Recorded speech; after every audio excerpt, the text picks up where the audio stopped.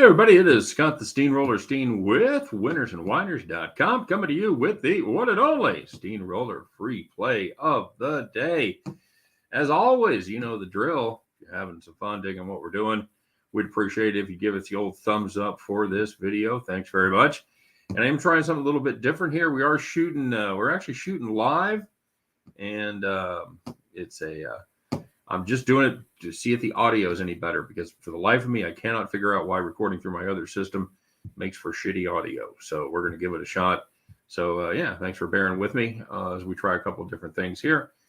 And of course, don't forget to check out my buddy Scott Reichel and I as we do our thing live again every day, Monday through Friday, 3 p.m. Eastern, 2 p.m. Central, a little thing we call heading back to the window with Scott and Scott. So make sure you get an opportunity. You stop by and check that out as we interact in real time with our viewers, have a lot of fun, throw some picks out there, and take you guys' opinions as well. So, of course, we want to know what you're playing, so put those plays in the comment section. You get them right, hey, you get a shout out. You get enough of them right, and you could be the capper of the day. All right, so take a quick look at yesterday's action. And how about that, guys? We had one of those bad beat, call the cops things go our way as Syracuse and North Carolina went into overtime at, I believe they were at 146. And yeah, they got there. We had to sweat it a little bit as didn't get much help from the Qs in the extra period, but we did get there. And that, my friends, was the highlight of our day, as I had UMass Fordham under 140, faded a very bad defense and got stung as Fordham had been struggling to score. UMass had been terrible on defense, and the very liquid object was kerplunked by the gigantic rock. So it's a terrible analogy, but you get what I'm saying. Fordham was actually able to score, and that one went over.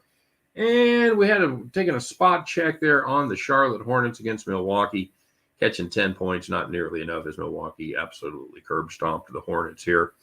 And in keeping with the day after theory that Reichel has put forth, it worked for me as well, as we faded Indiana last night. And tonight, of course, they looked like shit once again. So congratulations to everybody that faded the Hornets. Speaking of Scott, we had a Bet the Farm play today on the under out west, and that did not work out either. So, yeesh, a 1-3 day we go, and on with today's action. So, taking a look and see what we've got. Oh, yes, who we got cooked up for today.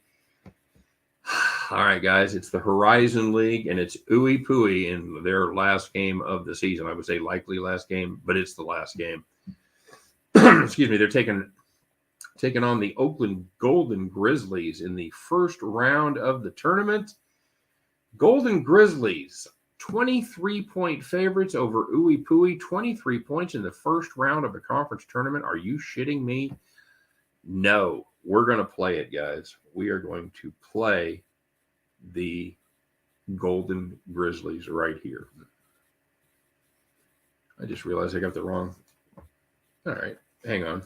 Now, yeah, we're doing this in real time. So I had the wrong microphone. Now let's try this. And there we go.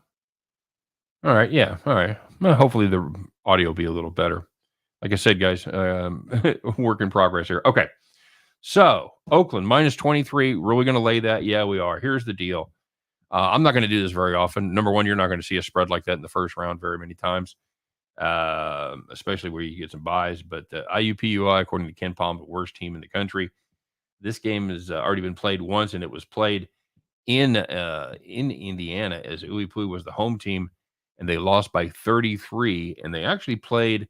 They used 10 different players in that game to do IUPUI. And why does that matter? Why am I bringing that up? Because that's twice as many players as they're going to have available for this one. That's right. Due to transfers, injuries, and what I can only assume is probably a few guys who would just rather sit in their dorm room and play Xbox.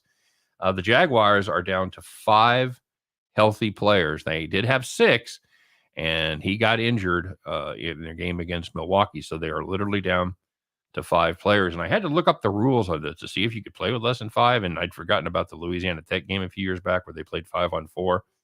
Actually outscored, I think it was USA. But anyway, yeah, you can. And so if anybody gets hurt, it's going to be bad. It's going to be bad anyway.